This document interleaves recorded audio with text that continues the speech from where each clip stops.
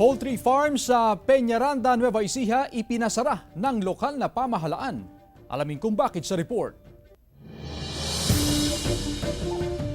Sa mga kuhang larawang ito, makikita ang sandamakmak na langaw sa loob at labas ng isang poultry farm sa Barangay Las Piñas, Peñaranda, Nueva Ecija. Kuha ang mga larawan sa magkakasunod na inspeksyon sa isa sa mga mahigit 40 poultry farm sa bayan. Dahil sa paglabag sa sanitasyon, sinuspindi ang operasyon ng poultry farm sa loob ng 45 araw.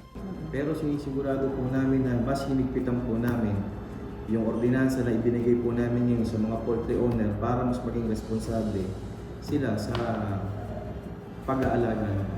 Ang poultry farm ay may 3 gusali na naglalaman ng mahigit 100,000 manok sa loob lamang ng isang harvest season. Ayon si LGU, lumabag sa sanitation code ang may-ari ng poultry farm na umano'y isang Chinese national. Ipinasara ang farm upang maprotektahan ang mga residente sa lugar. Ngayon kasalukuyan ginagawa yung mas mahigpit naming ordinansa para sa mga langaw na yan at saka yung moratorium tungkol sa pagtatayo ng poultry at piggery. Masyado na kasing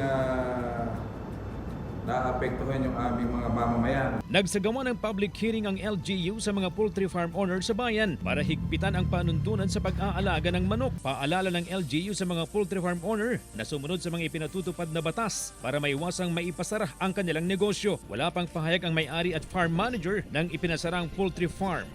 Na kami, ang LGU ay hindi nyo kami kalaban, kayong mga negosyante ng poultry at piggery.